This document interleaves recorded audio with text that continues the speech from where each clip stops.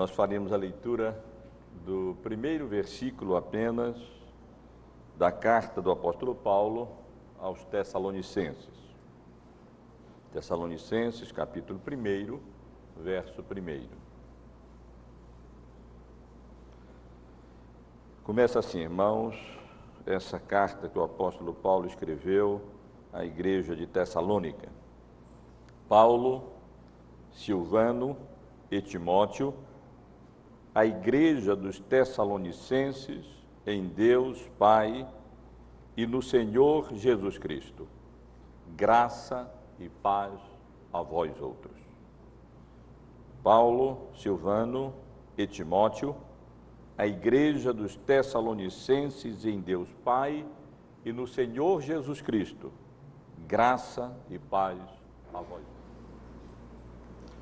Meus irmãos e irmãs, com a graça de Deus, nós, nesse final de ano, estamos tendo o privilégio que Deus, de maneira tão graciosa, nos dá, de iniciar a exposição de mais uma porção preciosa da palavra inspirada e inerrante de Deus para a nossa instrução, edificação e encorajamento.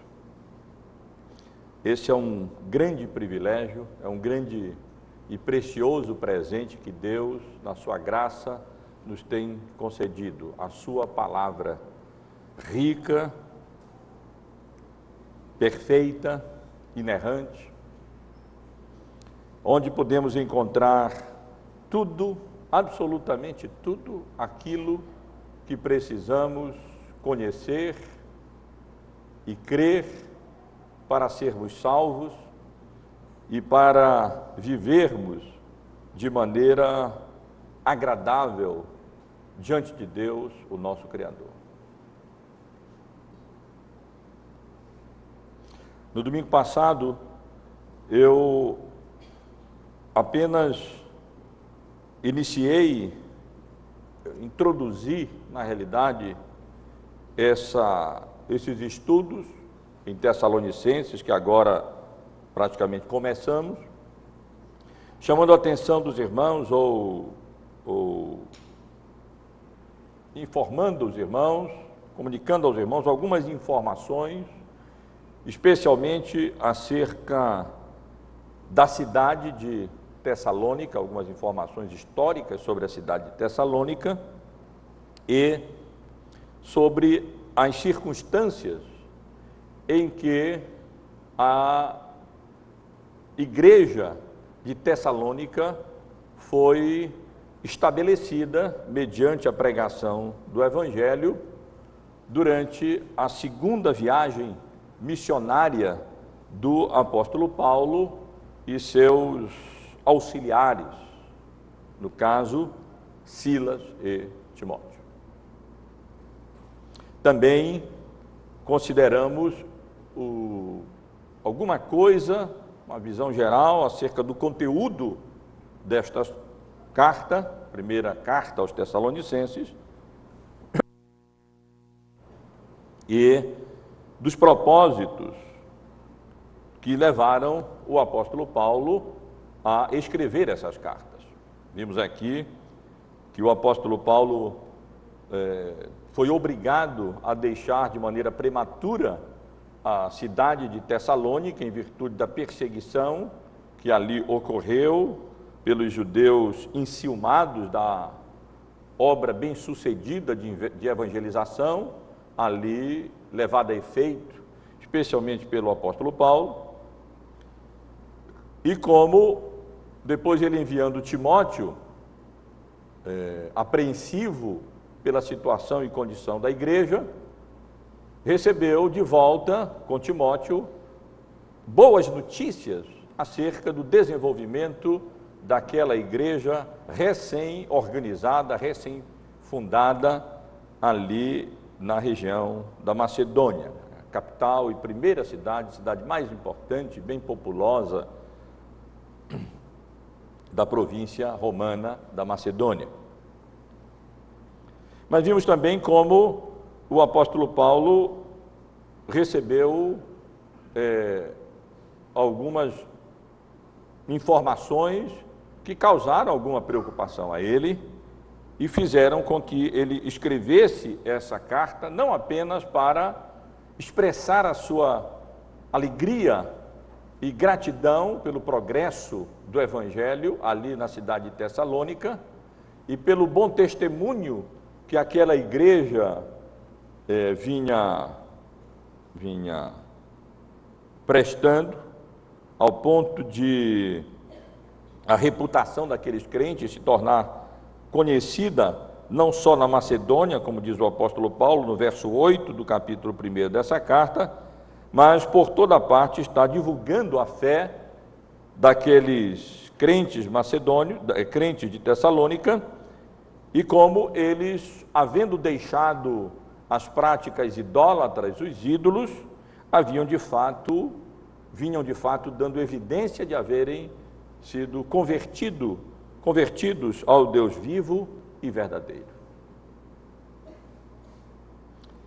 Mas vimos como o apóstolo Paulo não só expressa a sua alegria pelo desenvolvimento, pelo progresso da igreja naqueles poucos meses que separavam a obra evangelística de Paulo na cidade de Tessalônica e o momento em que ele estava escrevendo essa sua primeira carta, mas como o apóstolo Paulo escreveu também com o propósito de encorajar aqueles irmãos, dizer: vocês estão indo muito bem, parabéns, graças a Deus, mas continuem, avancem, progridam mais e mais no Evangelho.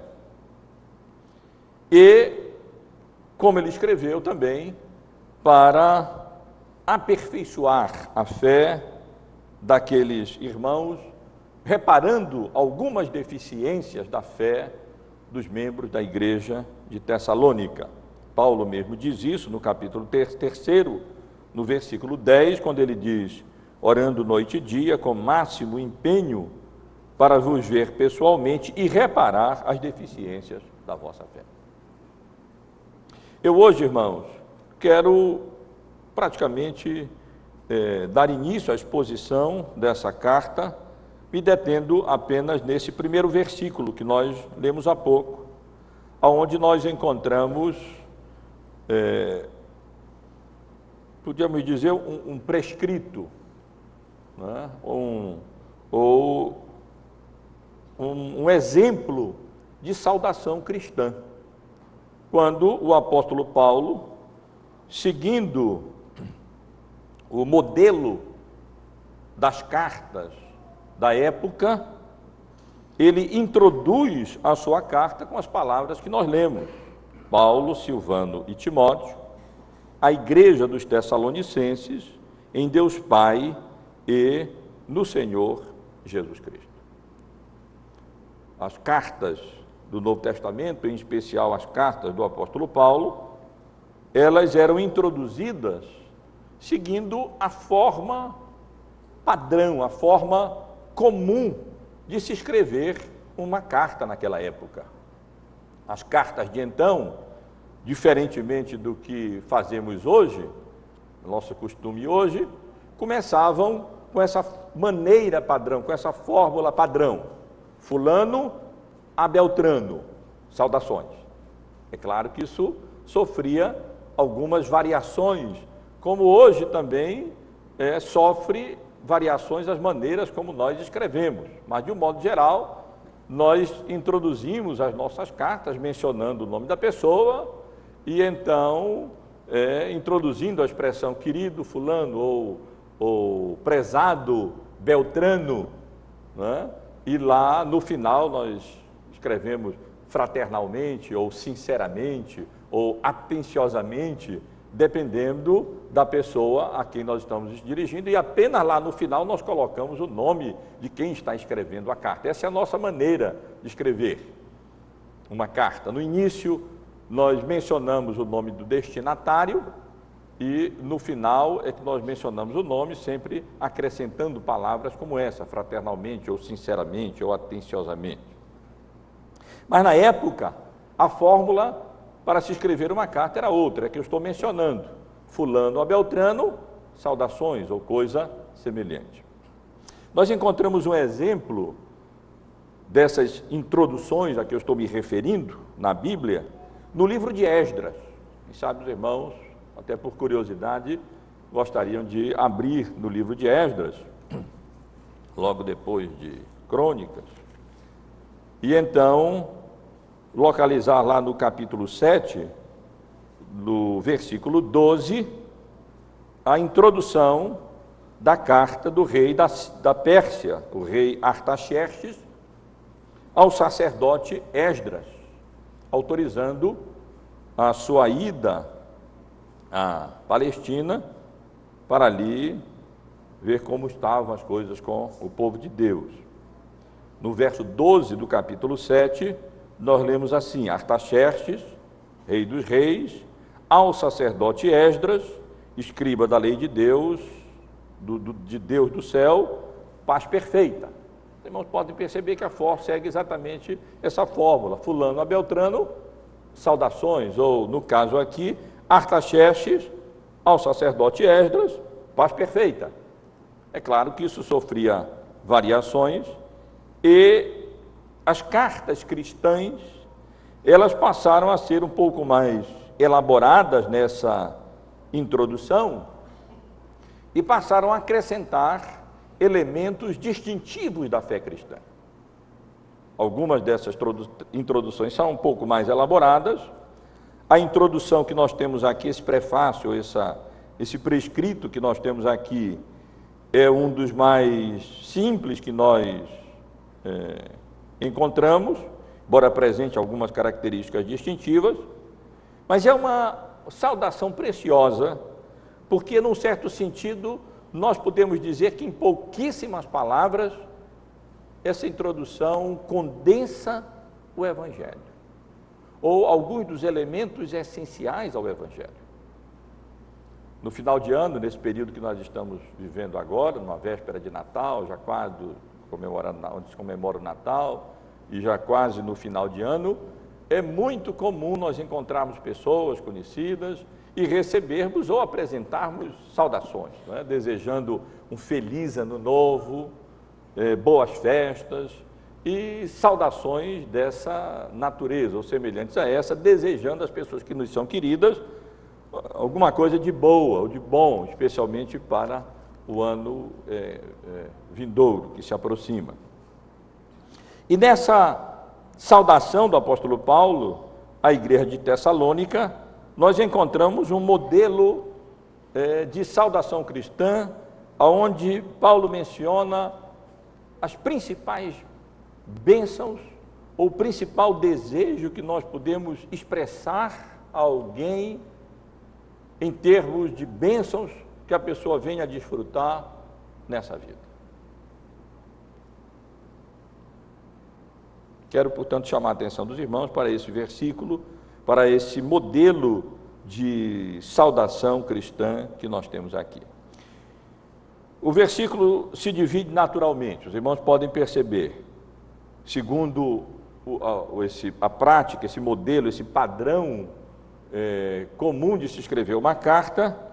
Primeiro temos a autoria, os autores ou os remetentes da carta, depois os destinatários dessa carta e depois então a saudação. Uma palavra sobre a autoria, ou sobre os autores ou os remetentes dessa carta. Tanto a primeira carta aos Tessalonicenses, como a segunda carta aos Tessalonicenses, começa exatamente da mesma maneira. Paulo, Silvano e Timóteo, a igreja dos Tessalonicenses, em Deus Pai e no Senhor, e no nosso Senhor, e no Senhor Jesus Cristo. E os estudiosos da carta aos Tessalonicenses têm discutido por que aqui nós temos 3 pessoas como autores da carta: Paulo, Silvano e Timóteo. E alguns sugerem que na realidade não é uma carta da autoria de Paulo, mas é uma carta de autoria coletiva. Na verdade, a carta seria de Paulo, de Silvano e de Timóteo, já que Paulo começa não apenas identificando a si próprio como autor, mas incluindo também Silvano e Timóteo. Pode ser que a carta contenha alguns elementos provenientes desses outros dois companheiros de Paulo, Silvano e Timóteo, mas isso não é necessário. Na verdade, seria perfeitamente natural que Paulo, escrevendo a Timóteo, aos Tessalonicenses, na companhia de Silvano e Timóteo, que haviam estado com ele na organização, durante a evangelização da igreja de Tessalônica, até por cortesia, ele mencionasse o nome dos seus dois companheiros, Silas e Timóteo. Não é incomum eu escrever um e-mail, carta, é muito difícil sair da minha mão, eu escrever uma carta, mas um e-mail pelo menos, a uma pessoa conhecida, e colocar lá no final o Paulo, Laís e crianças e meninos, ou Paulo e Laís, alguma coisa, quando na verdade quem escreveu fui eu, dependendo de quem eu estou escrevendo a carta, se eu estou escrevendo a pessoas relacionadas não apenas a mim, mas relacionadas à família, de um modo geral. E isso pode acontecer sem que tenha nenhuma palavra da Laís ou dos meus filhos, como também a Laís pode escrever, me incluindo, sem que haja algum conteúdo meu no e-mail. Portanto, já que Silas e Timóteo acompanharam Paulo na evangelização da igreja de Tessalônica e se encontravam com ele naquele momento em que ele estava escrevendo a carta ali em Corinto, seria perfeitamente natural que o apóstolo Paulo incluísse Silvano e Timóteo. Eu digo isso, irmãos, porque na carta aos Gálatas, que acabamos de expor há não muito tempo, o apóstolo Paulo começa a carta, vejam só, dizendo assim: Paulo, não da parte de homem algum, nem por intermédio de homem algum, mas de Jesus Cristo e por Deus Pai, que o ressuscitou dentre os mortos, e todos os irmãos, meus companheiros, às igrejas da Galácia. Aqui Paulo inclui não apenas um ou dois, mas inclui todos os irmãos, meus companheiros. E é difícil imaginarmos uma carta escrita por 3, 4, 5, 8, 10 pessoas, companheiros que porventura estivessem com ele. O que parece indicar que devemos entender que aqui não necessariamente a carta é de autoria coletiva, mas provavelmente, como as demais cartas, ela é carta do apóstolo Paulo, embora podemos imaginar o apóstolo Paulo ali reunido com Timóteo e com Silas, tendo recebido as notícias da igreja, dizendo: irmão, vou escrever para aqueles irmãos, para fortalecer a fé daqueles irmãos, manifestar minha alegria, meu contentamento pelo avanço deles no Evangelho, e encorajá-los a progredirem cada vez mais, e ao mesmo tempo aperfeiçoar deficiências da fé daqueles queridos irmãos em Cristo. E é possível que ali eles tivessem confabulado um pouco acerca do conteúdo, mas podemos entender que provavelmente a carta é da pena do apóstolo Paulo. Uma palavra sobre a ordem que nós encontramos aqui, que é uma ordem perfeitamente natural: Paulo, Silvano e Timóteo. Primeiro porque Paulo era, na realidade, o grande autor da carta, o apóstolo do Senhor Jesus, comissionado por ele para ser o apóstolo dos gentios, com toda a autoridade que lhe foi conferida por Cristo para o estabelecimento das igrejas, dessa nova dispensação do Evangelho. Portanto, era de fato quem deveria vir primeiro. Silvano, os irmãos devem lembrar, foi companheiro de Paulo durante a sua segunda viagem missionária. Durante a primeira viagem missionária, Paulo foi acompanhado de Barnabé, e nós lemos lá no capítulo 15 do livro de Atos dos Apóstolos, os irmãos poderiam abrir a Bíblia nesse capítulo 15, o nome de Silvano ser mencionado, mas apenas uma explicação para os irmãos. Silvano é uma outra forma, a forma latina do nome aramaico Silas, e se referem à mesma pessoa que no livro de Atos dos Apóstolos é chamada por Lucas de Silas. Nós lemos algumas referências a Silvanos com o nome de Silas, os irmãos sabem que isso é comum. Paulo também tinha o nome de Saulo, Epáfras também tinha o nome de Epafrodito, e isso era comum que numa sociedade poliglota, como ocorria na época, se utilizasse mais de uma forma do nome. E, portanto, Silas também é o mesmo, se refere à mesma pessoa para o nome latino Silvano. E no capítulo 15 do livro de Atos, nós somos informados que Silas, ou Silvano, foi um dos representantes da igreja de Jerusalém. Ele era, na realidade, um profeta, os irmãos podem ver isso no versículo 32 do capítulo 15. Judas e Silas, que eram também profetas, consolaram os irmãos com muitos conselhos, os fortaleceram. Silas era um profeta, um judeu convertido de Jerusalém, e durante aquele concílio de Jerusalém, motivado pela controvérsia dos judaizantes, a igreja se reuniu ali.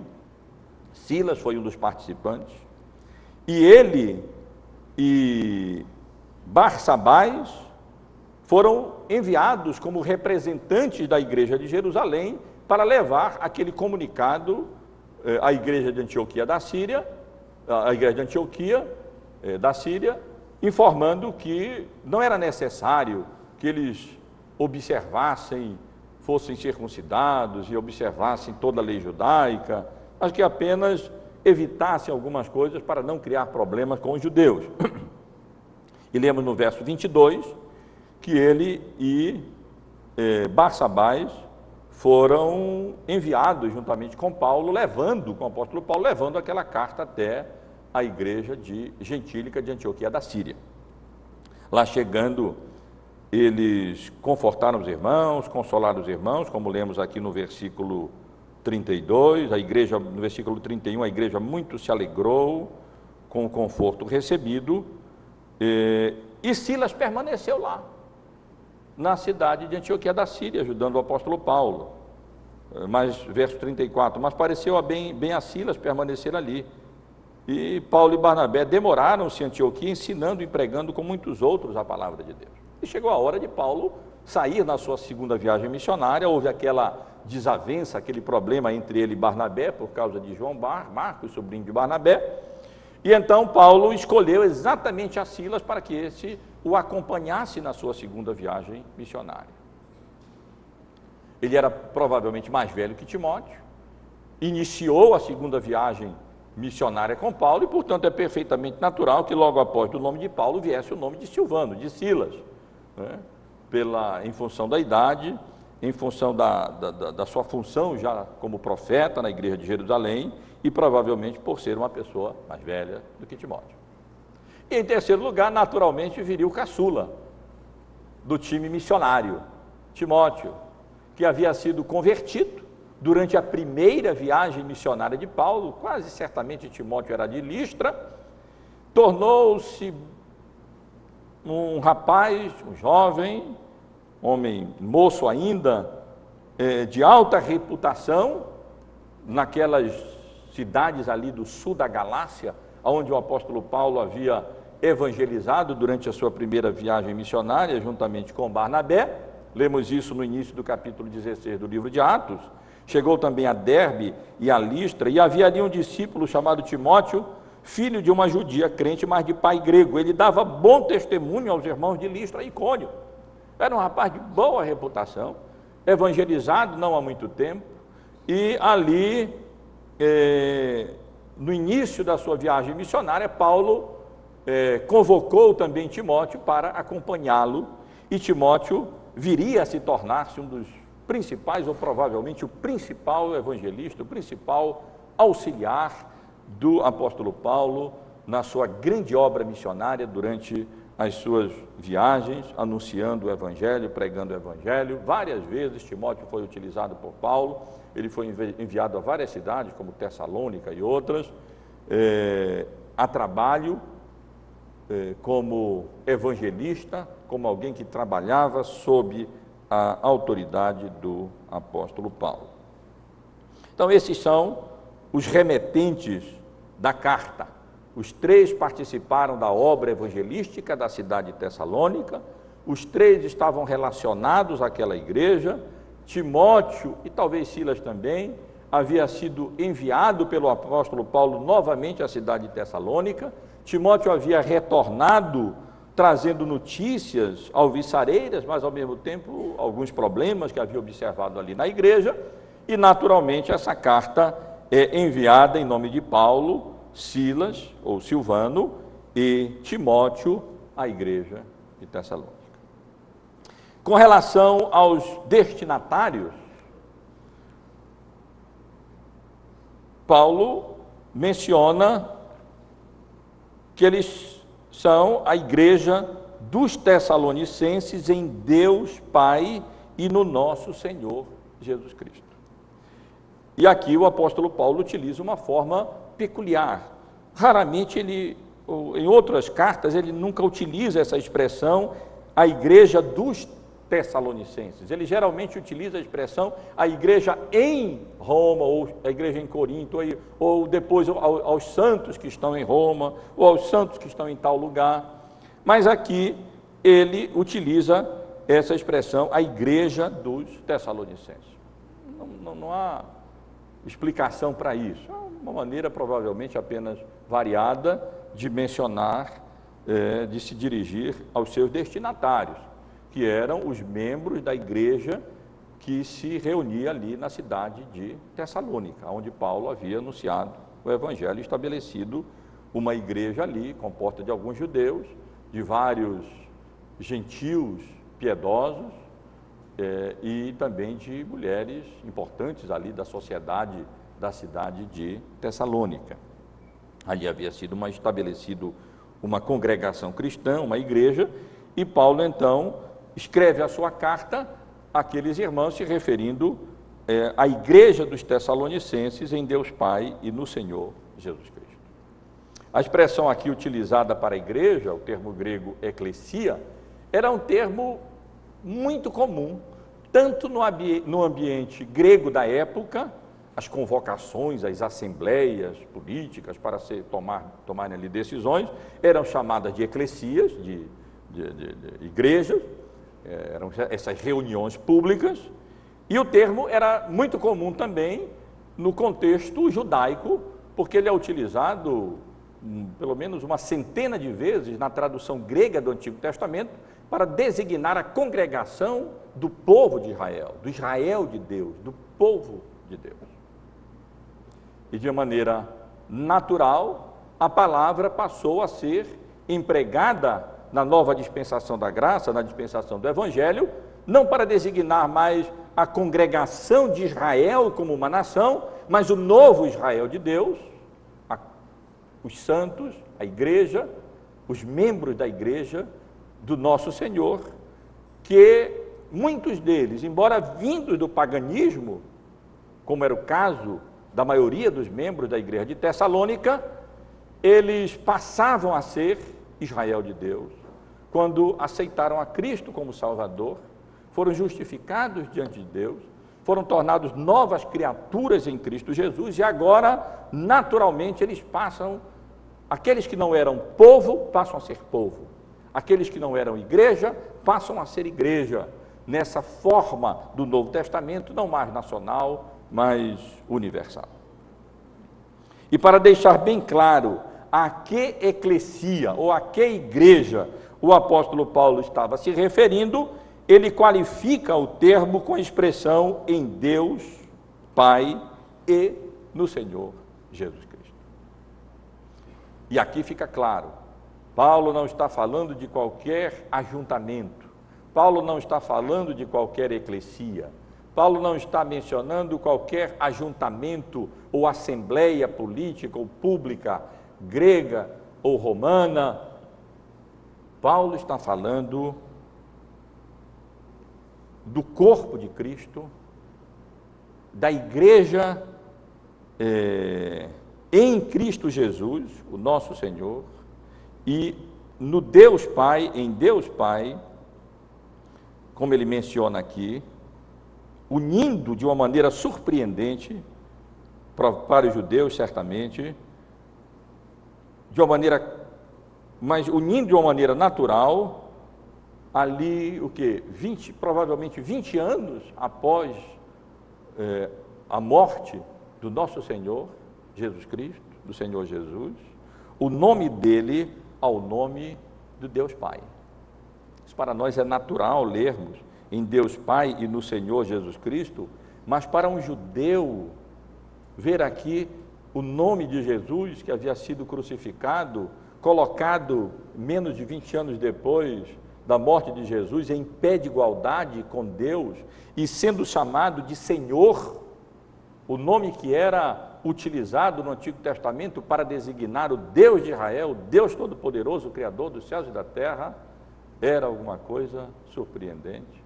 E joga por terra essas teorias desses teólogos liberais que sugerem que Jesus foi considerado um ser divino apenas muitas décadas depois e que isso não passava de mitologia da igreja. Não, irmãos, num período bem recente, não mais do que provavelmente 20 anos após a morte de Jesus, ele já era claramente compreendido e entendido como sendo ser divino, a segunda pessoa da Trindade, cujo nome era Senhor, e colocado em igualdade com o Deus Pai, a primeira pessoa da Trindade.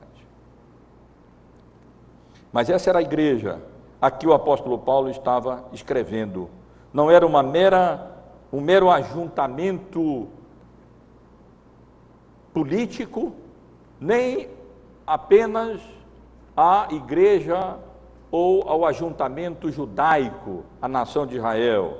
Mas Paulo está escrevendo a igreja estabelecida em Deus e em Cristo, e por isso ele utiliza essa expressão peculiar, não encontrada em outra das suas cartas, em Deus Pai e no Senhor Jesus Cristo. É comum a expressão, Paulo se referia em outras cartas, à igreja em Cristo, e através disso, ele indica essa união vital e orgânica que há entre o corpo de Cristo, os membros de Cristo e o Senhor Jesus. Mas aqui ele acrescenta o Deus Pai, e não muda muita coisa, porque de fato a igreja é a igreja que desfruta a vida, que tem vida, e que só é digna desse nome de igreja quando ela está enraizada e recebe vida do Deus Pai e do Senhor Jesus Cristo. É nesse sentido que a preposição em é utilizada aqui com referência ao Deus Pai e ao Senhor Jesus. Algumas metáforas bíblicas são utilizadas para expressar essa união vital, essa relação vital entre os membros da igreja e Cristo, e podemos colocar aqui, e com Deus Pai. O próprio Senhor Jesus utilizou-se de uma dessas figuras, em João, no capítulo 15, quando ele se comparou a uma árvore, uma videira, e nós somos os galhos, nós somos os ramos que são ligados à árvore, que é o Senhor Jesus. E o apóstolo Paulo utilizou-se da figura de um corpo, quando nós somos os membros desse corpo, e o Senhor Jesus é o cabeça desse corpo, que é a sua igreja. Portanto, aqui, meus irmãos, com essas palavras, o apóstolo Paulo está escrevendo a sua carta a esse grupo de pessoas que eram descritas como uma assembleia, mas uma assembleia ligada a Deus e ao Filho e a Cristo, ao Senhor Jesus Cristo, utilizando de maneira formal 3 termos: o Senhor Jesus, apontando para a divindade de Jesus, Jesus como o Salvador do seu povo, como lemos em Mateus, no capítulo 1, lá, deveria se chamar Jesus, porque ele salvaria o seu povo dos seus pecados, e Cristo ungido, termo equivalente ao Messias prometido, aquele que viria para redimir o seu povo dos seus pecados e salvar os seus povos dos seus pecados. Mas, meus irmãos, O mais importante nesse prefácio da carta do apóstolo Paulo, nesse prescrito, é exatamente a saudação que nós encontramos aqui. Uma saudação simples, pouquíssimas palavras, mas, como disse anteriormente, as palavras expressam e condensam o Evangelho e aquilo que de melhor nós podemos desejar para as pessoas que nós amamos e que nos são queridas. Paulo, Silvano e Timóteo, a igreja dos Tessalonicenses em Deus Pai e no Senhor Jesus Cristo, graça e paz a vós outros. Outras versões podem acrescentar aqui a vós outros da parte do Pai e do Senhor Jesus Cristo. Porque, na realidade, a grande maioria dos manuscritos antigos do Novo Testamento acrescentam, ou contém, mais do que nós temos aqui. Nós poderíamos ler graça e paz a vós outros da parte de Deus e do Senhor Jesus Cristo. Apenas uns poucos manuscritos, mas alguns manuscritos antigos, omitem essa expressão e a nossa versão omite aqui, mas, ao meu ver, poderia conter, deveria conter. Não acrescentaria muita coisa, porque o apóstolo Paulo já mencionou antes aqui a igreja dos Tessalonicenses em Deus Pai e do nosso Senhor Jesus Cristo. Mas o importante aqui, irmãos, são as palavras que o apóstolo Paulo utiliza aqui e sobre as quais eu quero apenas fazer um comentário breve para nós. É como se Paulo estivesse escrevendo e não apenas saudando aquela igreja, mas desejando que aquela igreja experimentasse mais e mais daquilo que ela já vinha certamente experimentando e vinha causando alegria ao apóstolo Paulo.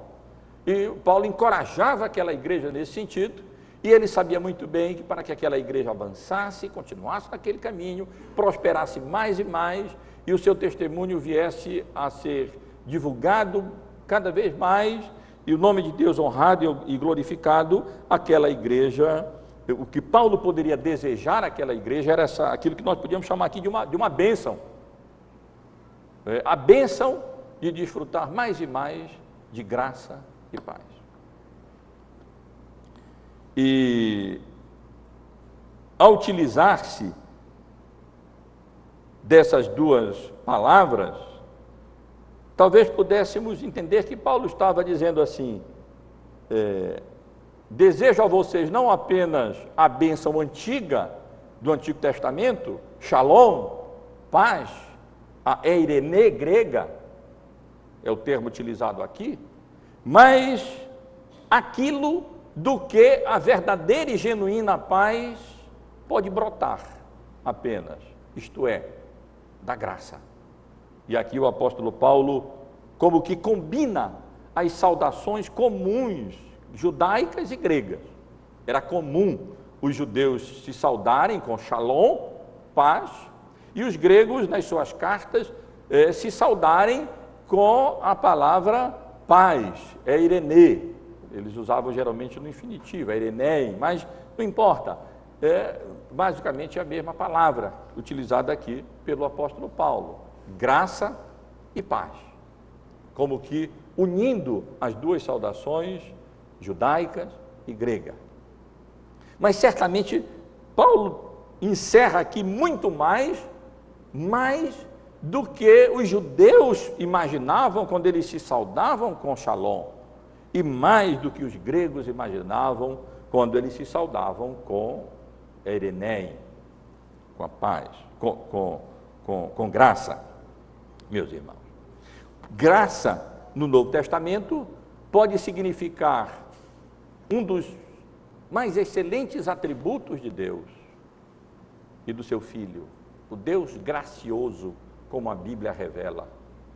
Mas pode expressar também um estado de salvação ou um estado de bênção, como acontece em Romanos, no capítulo 5, no versículo 2, por intermédio de quem obtivemos igualmente acesso pela fé a esta graça, a esse estado bendito, abençoado, na qual estamos firmes, como lemos, o presbítero Célio leu há pouco, nesse capítulo 5 de Romanos, mas ela é principalmente utilizada no Novo Testamento para designar o favor imerecido de Deus na salvação de pecadores. Esse é o uso principal da palavra graça no Novo Testamento, designando essa disposição favorável de Deus e merecida de Deus, aonde Ele, movido exclusivamente pela sua graça, Ele então, desde a eternidade, elegeu dentre a raça humana caída alguns para a salvação, predestinou-os para a santificação, para a vida, redimiu-os através da morte do seu Filho na cruz do Calvário, enviou o seu Filho para que soberanamente aplicasse essa obra ao coração dos seus eleitos, mediante a pregação do Evangelho, movido exclusivamente por esse seu favor imerecido, através do qual Ele olha com disposição favorável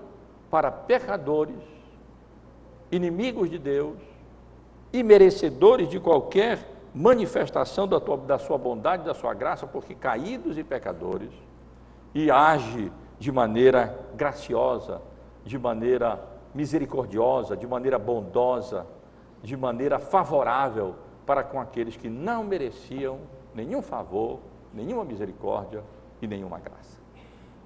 É assim que principalmente essa palavra é utilizada no Novo Testamento, como é, por exemplo, na carta do apóstolo Paulo à igreja de Éfeso, quando o apóstolo Paulo menciona no capítulo 2 que estando nós mortos nos nossos delitos e pecados, nos quais andamos outrora, sendo arrastados pelo curso deste mundo, segundo o príncipe da potestade do ar, do espírito que agora atua nos filhos da desobediência,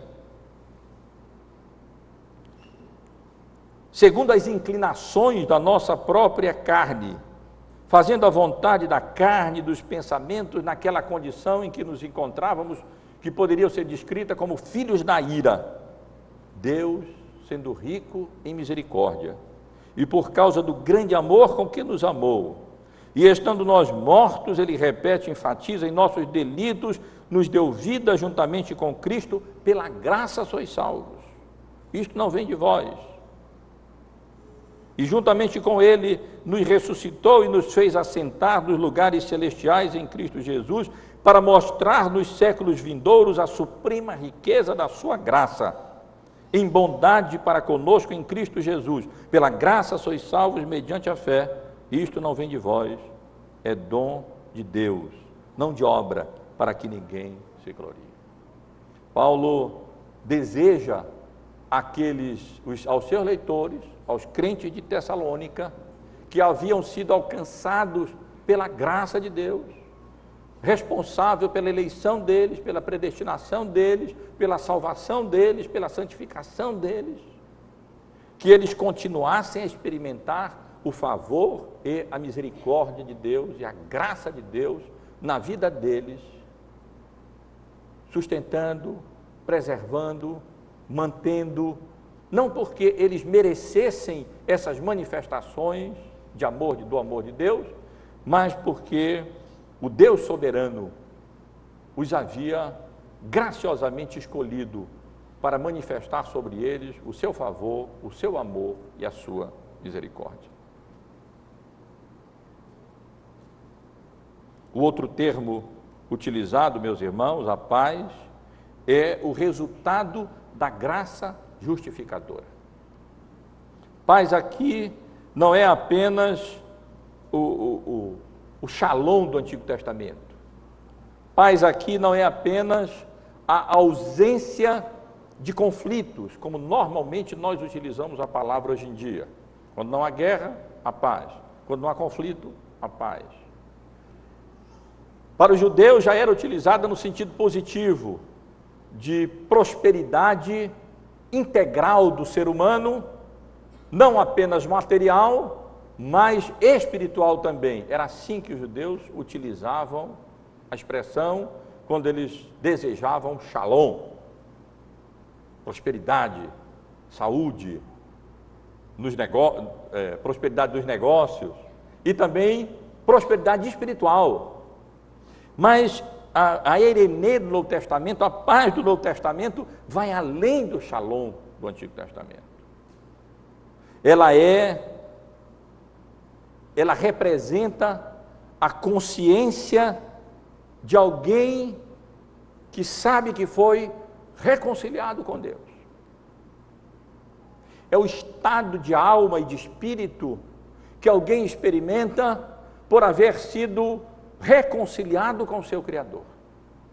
Se encontrava em estado de inimizade para com Ele, mas nós, quando ainda éramos inimigos, como lemos em Romanos, no capítulo 5, experimentamos esse favor imerecido, essa graça de Deus. E, portanto, vejam no capítulo 5 de Romanos, justificados, pois, mediante a fé, é que nós temos paz com Deus, mediante o nosso Senhor Jesus Cristo, por intermédio de quem obtivemos igualmente acesso pela fé a esta graça na qual estamos firmes, e gloriemo-nos na esperança da glória de Deus. E não somente isto, mas nos gloriamos nas próprias tribulações, sabendo que a tribulação produz perseverança, e a perseverança experiência, e a experiência esperança. E a esperança não confunde, irmãos, porque o amor de Deus é derramado no nosso coração pelo Espírito Santo que nos foi outorgado. Porque Cristo, quando nós ainda éramos fracos, morreu a seu tempo pelos ímpios. Dificilmente alguém morreria por um justo, mas poderá ser que pelo bem, pelo bom, alguém se anime a morrer. Mas Deus prova o seu próprio amor e a sua graça para conosco pelo fato de ter Cristo morrido por nós, não quando nós éramos amigos ou bonzinhos, mas sendo nós ainda pecadores. Logo, muito mais agora, sendo justificados pelo seu sangue, é claro que seremos salvos da ira, porque se nós, quando inimigos, fomos reconciliados com Deus mediante a morte do seu Filho, é evidente, muito mais, estando já reconciliados, seremos salvos pela sua vida. E não isto apenas, mas nos gloriamos em Deus por nosso Senhor Jesus Cristo, por intermédio de quem acabamos agora de receber a reconciliação. Eu pedi que o presbítero Célio lesse essa porção, porque ela é, em muitos aspectos, uma exposição da saudação de Paulo aqui em Tessalonicenses. Ali nós somos esclarecidos acerca da relação entre essas palavras graça e paz. É porque pela graça de Deus em Cristo, nós fomos reconciliados com Deus e saímos daquele estado de inimizade em que nos encontrávamos para com o nosso Criador e fomos justificados diante de Deus e fomos redimidos dos nossos pecados e fomos pacificados e fomos salvos e fomos reconciliados com Deus. É que nós desfrutamos dessa bênção preciosa, uma das bênçãos mais preciosas que o ser humano pode desfrutar nessa vida, da paz que experimenta aqueles que têm consciência de haverem sido reconciliados com Deus. Essa é a ideia que o apóstolo Paulo quer transmitir aqui. É como se ele estivesse dizendo: meus irmãos, louvado, graças seja a Deus pela vida dos irmãos. Louvado seja Deus pelas notícias que foram trazidas.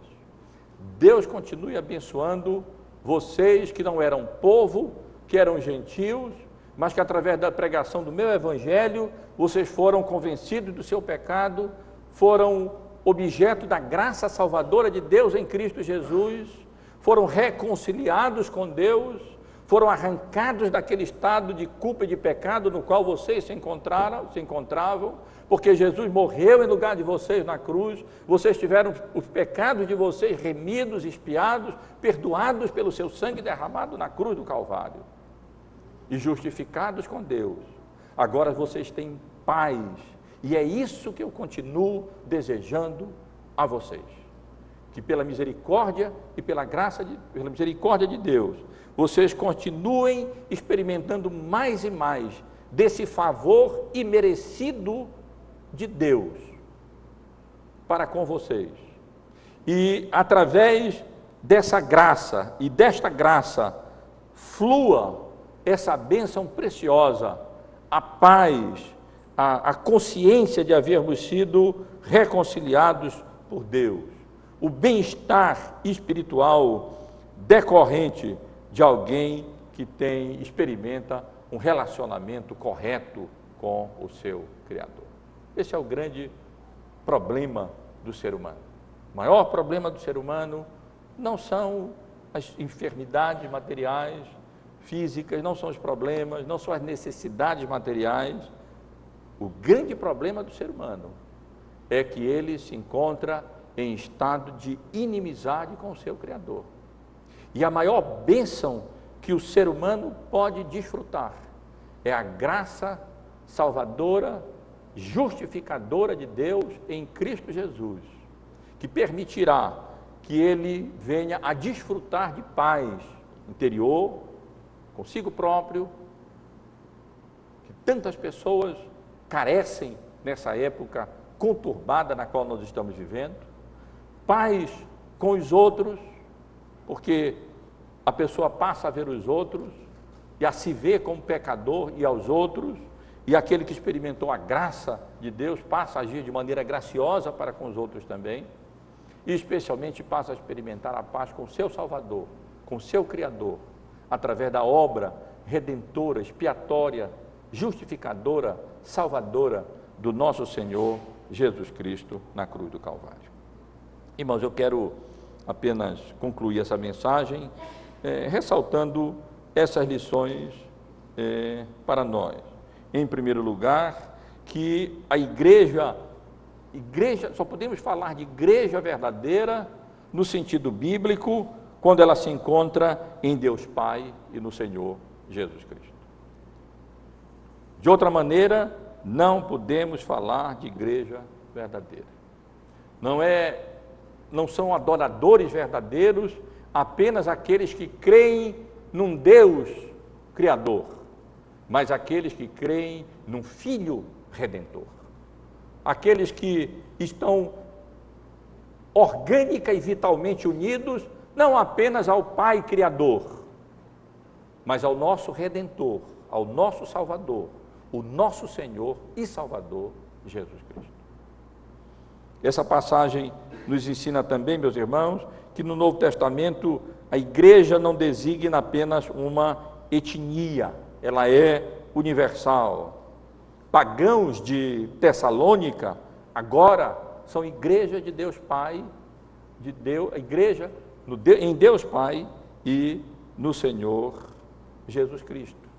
E essa obra através da qual pagãos que não eram povo, que não eram igreja, passam a ser igreja, é uma obra que necessariamente envolve a pessoa do Pai, que elege e que predestina, e que envia o Filho, do Filho que veio a esse mundo e se deu a si próprio por aqueles que o Pai lhe deu, morrendo em lugar deles, em nosso lugar, na cruz do Calvário, e do Espírito Santo, que aplica essa obra salvadora e redentora de maneira irresistível, mediante a pregação do Evangelho no coração dos eleitos de Deus.